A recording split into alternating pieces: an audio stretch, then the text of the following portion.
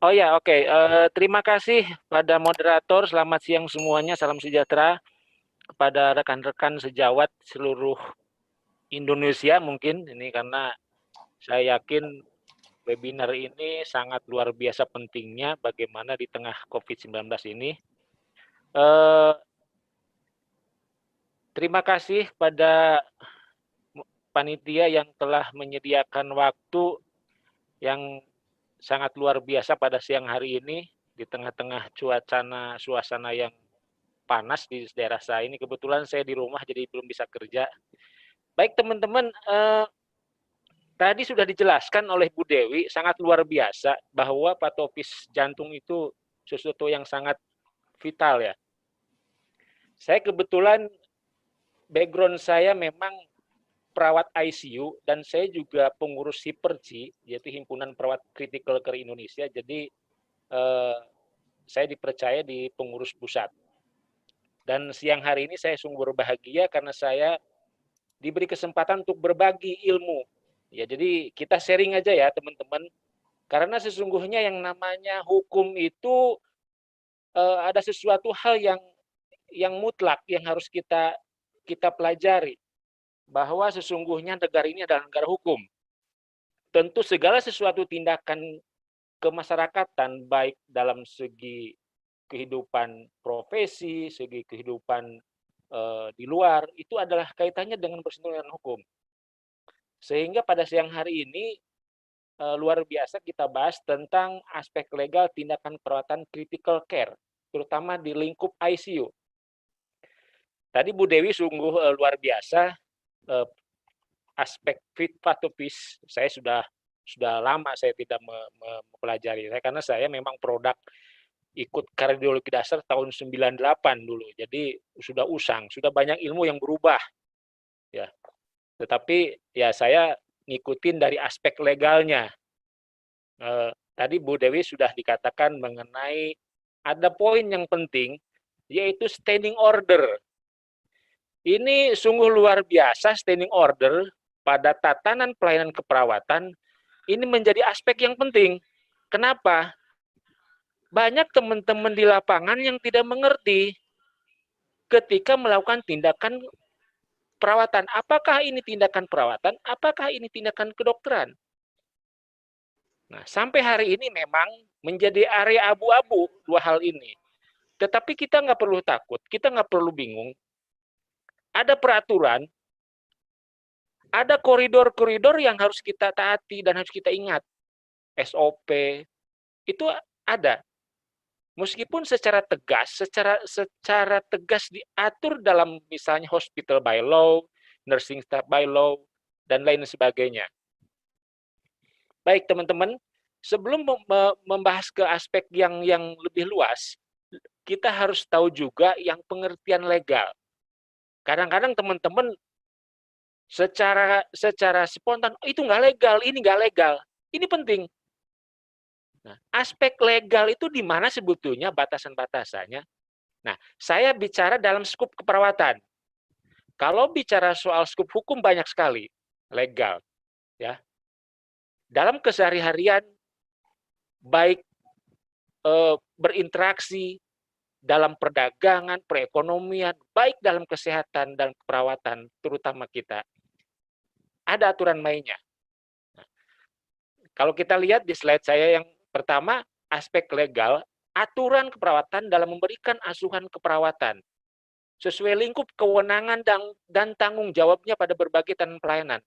Jadi ketika orang melakukan tindakan, ketika teman-teman perawat melakukan asuhan keperawatan, itu ada aspek yang bisa dipertanggungjawabkan secara legal, secara aturan, ya, baik aturan pidananya, perdatanya, atau administratifnya, ya.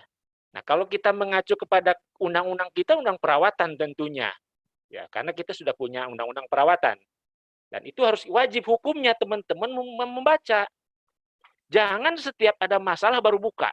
Ini yang kadang-kadang teman-teman mohon maaf, aspek ini tidak pernah diketahui oleh teman-teman. Oke, jadi termasuk hak dan kewajiban. Apa sih yang menjadi hak kita sebagai perawat, apa sih yang menjadi kewajiban kita sebagai perawat. Jangan kita menuntut kewajibannya, haknya doang, tapi kewajiban kita sebagai perawat sebagai apa. Itu. Jadi ini aspek legalnya. Slide berikutnya.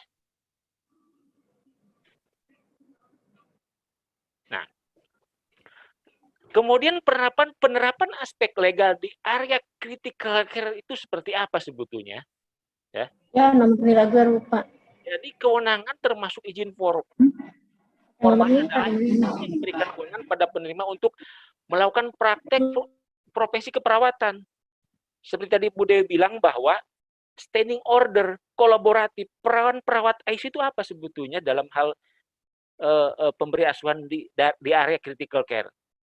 Ya, jangan sampai kita ketika masuk dalam area critical care kita nggak tahu apa yang mesti kita lakukan, kita nggak tahu apa yang mesti kita perbuat sehingga menjadi salah semuanya. Dan itu aspek-aspek itu sangat berintervensi kepada pasien sangat luar biasa. Ya. Jadi aspek legal keperawatan pada kewenangan formalnya adalah izin yang memberikan kewenangan. Ketika perawat dikatakan saya seorang perawat, ya, apa yang menandakan kita sebagai seorang perawat? KTA, betul. STR, betul. SIP, betul. Sama seperti halnya ketika kita seorang warga negara, buktinya warga negara siapa? KTP. Jadi sama ketika kita mau ke seorang perawat juga ada aspek legal yang substansinya adalah formalnya, ya, secara administratifnya itu tadi yang saya bilang, dia punya STR, dia punya SIP, dan kewenangan klinis. Ya, slide selanjutnya.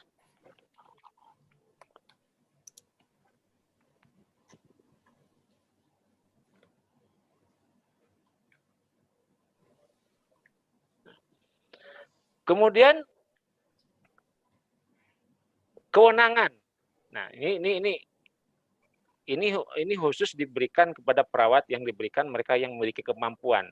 Ya. Apa sih bedanya kemampuan dan kewenangan? Ya. Saya banyak advokasi perawat-perawat di daerah itu mantri-mantri lah dibilang. Ada teman saya di daerah Cikampek. Dia kemampuannya luar biasa. Ya. Dia bisa sunat, dia bisa fungsi, bisa insisi segala macam. Secara kemampuan, ya, dia melebihi dokter spesialis. Luar biasa dia. Dia hanya perawat yang lulusan SPK. Ya. Kewenangannya punya nggak? Nggak punya. Beda tipis antara kewenangan dan kemampuan. Nah, nanti kita bicara soal kewenangan dan kemampuan. Dari mana sisi berbedanya itu? Jadi sama ketika kita di ICU. Mungkin teman-teman saya senior intubasi luar biasa dia bisa pinter. Ya, intubasi, CVP perawat. Kemampuannya luar biasa, tapi punya kewenangan nggak? Belum tentu. Kewenangan itu adalah sesuatu hal yang diberikan oleh organisasi atau badan tertentu yang dilisensi untuk memberikan kepada seseorang memberikan tindakan. Ya. Jadi inilah kemampuan dan kewenangan ini harus dibedain. Kemudian kita bicara soal kompetensi dalam perawatan ICU. Nah, saya bilang tadi kemampuan khusus perawat dalam bidang tertentu yang memiliki tingkat minimal yang harus dilampaui. Jadi ibaratnya begini, ketika perawat ICU standarisasinya juga harus jelas. Ya, tidak ujuk-ujuk SPK lalu D3 lulus masuk ke ICU. Itu juga harus punya kompetensi. Dia harus punya sertifikasi dan punya lisensi. Siapa yang melakukan sertifikasi? Badan yang independen, badan yang diakui. Sekarang ini banyak sekali badan-badan independen yang mengakui bahwa dia punya kompetensi, punya lisensi untuk melakukan sertifikasi. Ini hati-hati, ya. Hati-hati nih teman-teman. Banyak sekali lembaga-lembaga yang memang melakukan sertifikasi, ya. Dan ini nanti kaitannya apa? Dengan aspek legal.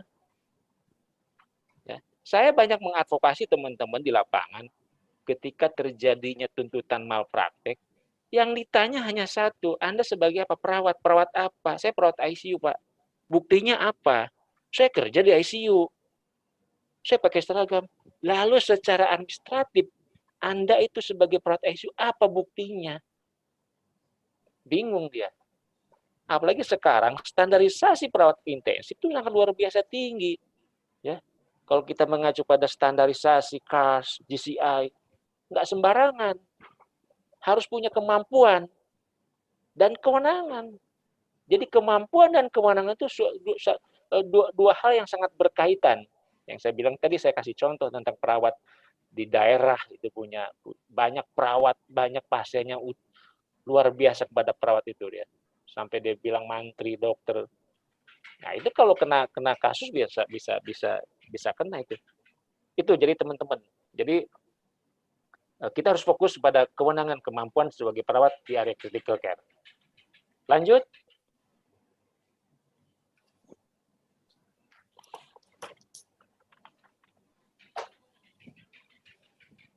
Nah, sekarang kita bicara soal apa sih sebetulnya fungsi hukumnya dalam artian kita belajar hukum tentang di area critical care.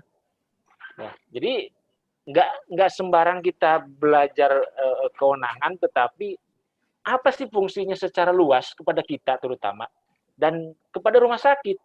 Ya, kalau kita secara teori tentu ya memberikan kerangka, menentukan tindakan yang sesuai dengan hukum. Ya, jadi tadi kewenangan. Bicara kewenangan, kalau di keperawatan itu ada yang namanya komite perawatan credentialing. Nah, kalau kita bicara di komite perawatan itu Permenkesnya luar biasa banyak. Kita akan bedah lagi sebetulnya, itu bisa sesi berikutnya. Tetapi teman-teman ya harus tahu ketika fungsi hukum kita ada, apa sih yang harus kita lakukan dalam tindakan perawatan di ICU?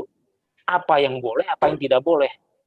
Nah ini, jadi ada koridor-koridor hukum, ada kaidah-kaidah, ada batasan-batasan antara si A, si B, antara boleh dan tidak boleh. Ya. Jadi membedakan tanggung jawab perawat dengan profesi lain. Ya. Membantu menentukan ada batas-batasannya. Lalu mempertahankan standarnya juga bagaimana. Nah, kenapa dibentuk Permenkes? Itu tadi. Ya. Jadi diberikan satu kewenangan batasan-batasan tertentu pada perawat sebelum melakukan tindakan-tindakan. Jadi kita harus tahu betul bahwa segala tindakan sedikit pun dampak hukumnya luar biasa. Jangan kira kita berbicara kepada perawat, pada pasien, terus kemudian kita menjelaskan inform konsen tidak berdampak. Apalagi kalau kita mengingat pasal undang-undang rumah sakit, undang-undang tenaga kesehatan, undang-undang perawatan, itu yang namanya hak dan kewajiban pasien ada. Salah satu poin hak pasien mendapat informasi, mendapat advokasi, dan bisa menuntut baik perdata, pidana maupun administratif dengan asas praduga. Ini yang harus teman-teman harus tahu. Saya bilang ketika berbicara aspek legal di tahanan intensif luar biasa. Ya. Jadi ruangan intensif itu bukan ruangan seperti ruangan biasa. Sekali masuk sehari 2 hari mobil bisa hilang habis maksudnya. Karena 1 hari bisa 20 juta. Nah ini yang harus punya konsep ini. Karena perawat itu bukan saja dituntut soal critical thinking-nya, tapi bagaimana sensitivitasnya terhadap keluarga, bagaimana kita merasakan terhadap keluarga. Karena disitulah nuansa aspek legal, nuansa terjadi tuntutan malpraktek sangat terbuka. Ya. Oke, slide berikutnya.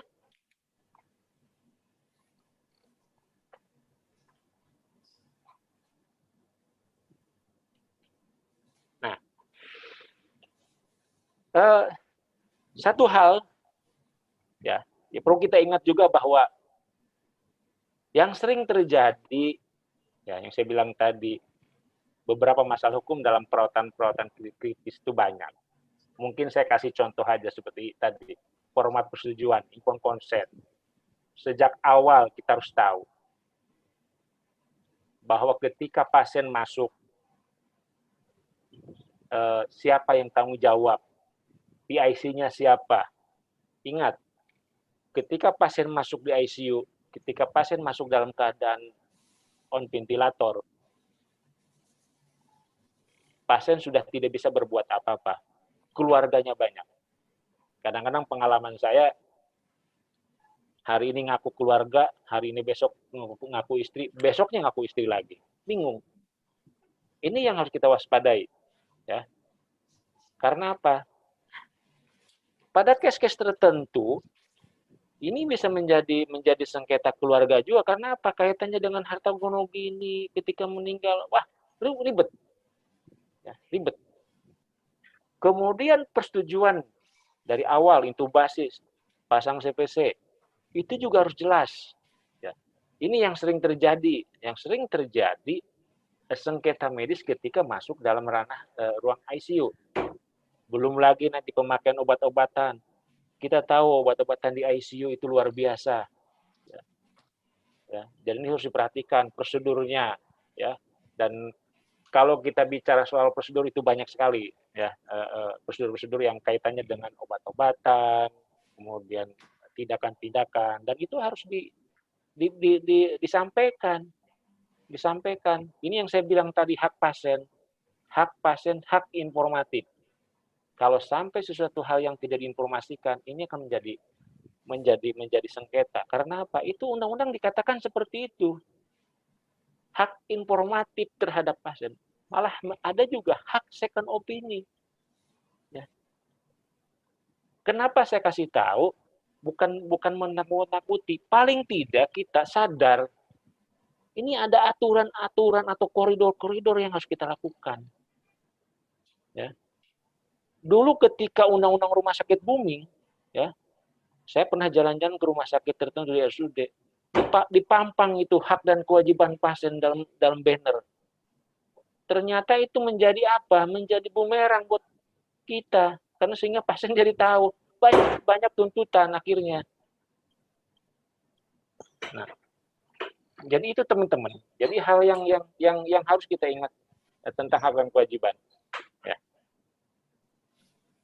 Oke, slide berikutnya biar lebih cepat. Ya.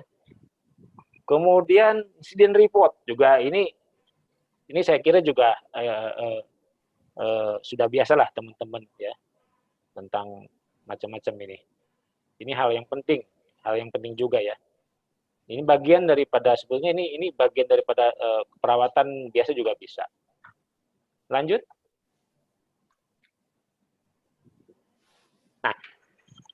Nah ini kita bicara soal sebetulnya mestinya di depan nih saya bicara, tapi nggak apa-apa supaya teman-teman tahu sebetulnya ruang intensive care unit itu kayak apa sih. Ya, ini hanya sebagai mengingatkan teman-teman. Jadi kita harus sadar bahwa ruangan intensif itu beda dengan ruangan biasa. Ya, bahwa stresornya itu lebih besar daripada ruangan biasa, ya, ICU itu. Jadi teman-teman terutama yang bekerja di area critical care, terutama di ICU, itu harus paham tentang ini. Harus paham sekali. Ya. Ya, jadi ini sedikit mengingatkan ya teman-teman. Nah, jadi ada satu keterangan atau apa sih sebetulnya ruang ICU, ya. Seperti itu. Oke, nanti dibaca aja lah. Oke, lanjut. Kita nanti bisa diskusi lebih proaktif mungkin nanti pada kasus tertentu teman-teman.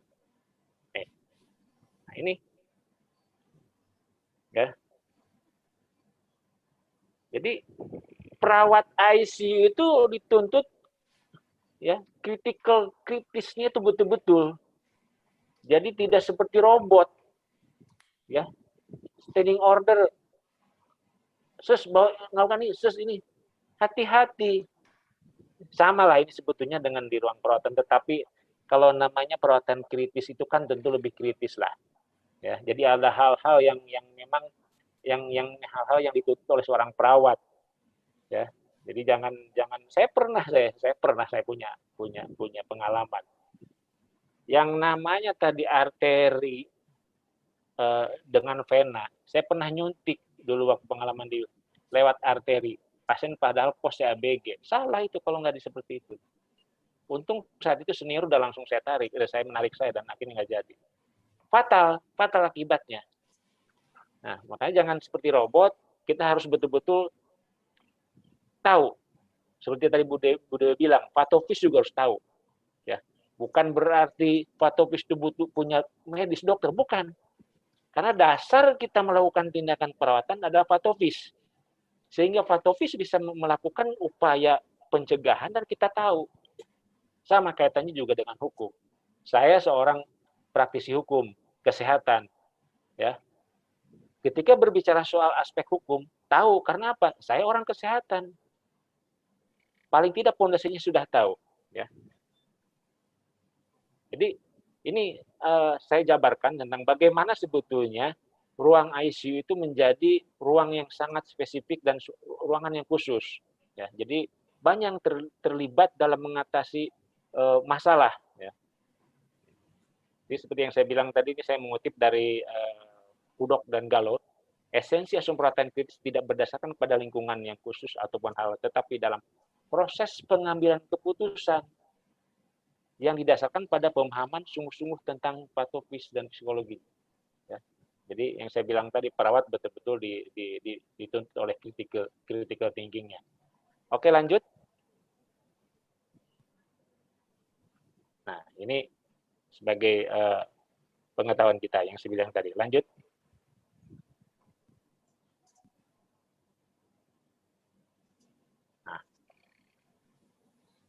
Nah ini, sorry, balik lagi tadi ke yang tadi. Balik lagi.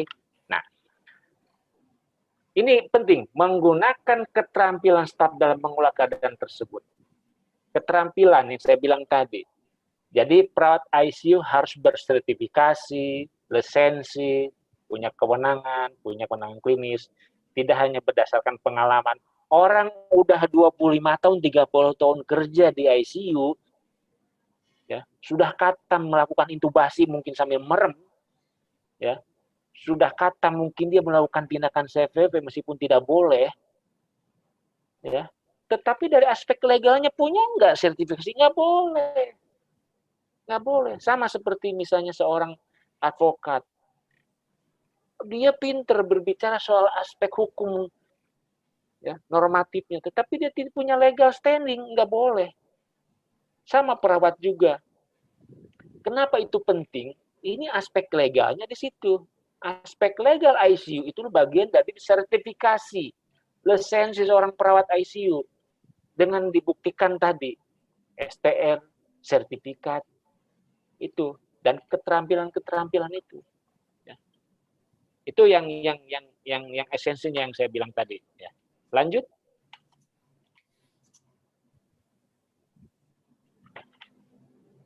Karena di ICU itu bukan orang biasa yang sakitnya, tentu pasien kritis, ya, yang secara medis mungkin GCS-nya sudah 5 dari 15, 10, tentu hal-hal yang itu harus kita juga tahu, ya. Jadi tadi saya bilang pasien kritis nih, kita pun harus kritis sebagai seorang perawat, ya. Oke, lanjut. Nih, ini saya sebagai perawat juga kita harus tahu karakteristik perawat ICU. Mungkin ini tidak masuk dalam hal aspek legal, tetapi dengan karakteristik perawat ICU, tentu syarat-syarat utama perawat ICU harus memenuhi, ya, harus memenuhi kriteria tadi, ya, ini, ya, punya kemampuan ilmiah, berespon terus-menerus dengan perubahan lingkungan, yang menerapkan keterampilannya. Ya ini, lanjut.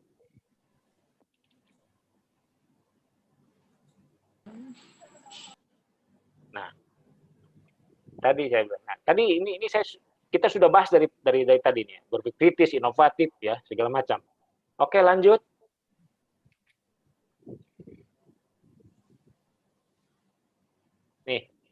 Nah, ini perawat-perawat kritis juga begini. Advokasi, caregiver, kolaborator sama seperti tadi Bu Dewi bilang. Masuk di sini semua. Ya. Jadi 6 aspek inilah yang bisa kita gunakan sebagai peran perawat kritis di ICU. Jadi saya nggak usah dijelasin lah. Teman-teman saya yakin bisa soal yang seperti ini. Nanti kita melihat ke aspek lain aja. Oke, lanjut.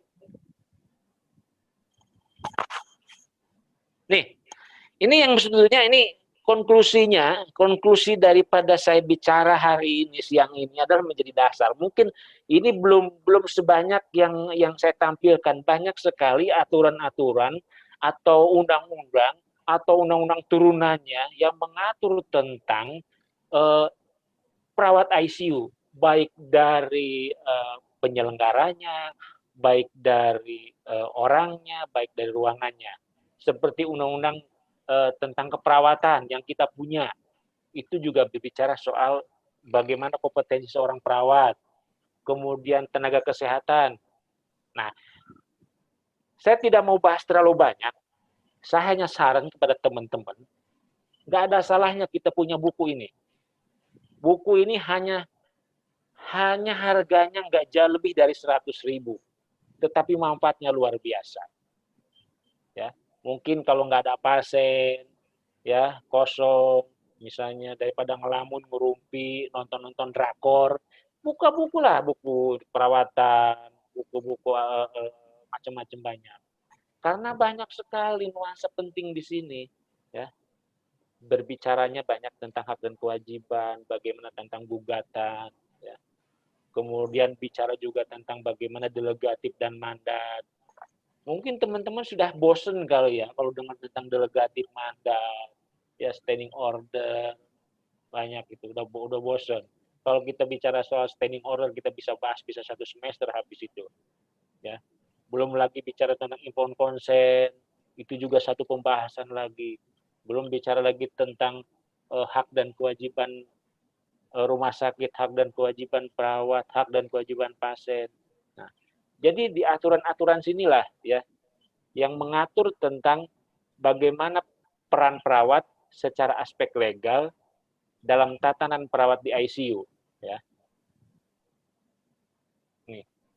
Ini tadi juga saya dibahas tentang izin praktek, ya. Kemudian banyak pelaksanaan tentang seperti ini. Ya. Saya kira kita lebih banyak diskusi, ya lebih banyak diskusi nanti akan lebih bagus kita diskusi tentang bagaimana sebetulnya teman-teman karena hukum itu aplikatif, bukan teori.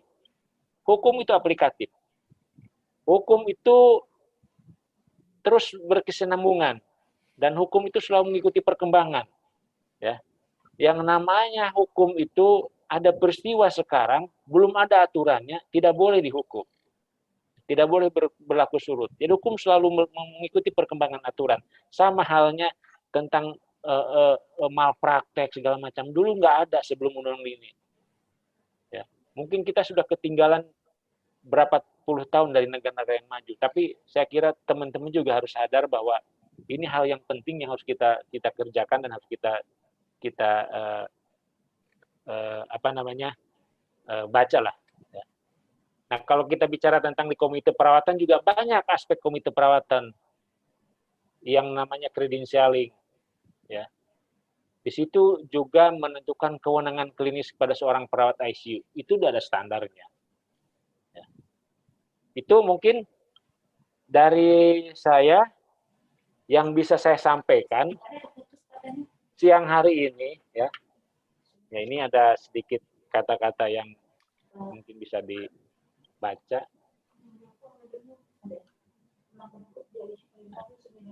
Itu. Baik, mungkin saya kembalikan ke moderator. Siang hari ini kita bisa lebih banyak interaktif. Baik, terima kasih Pak Gegen atas pemaparan materi yang kedua. Kita lanjut.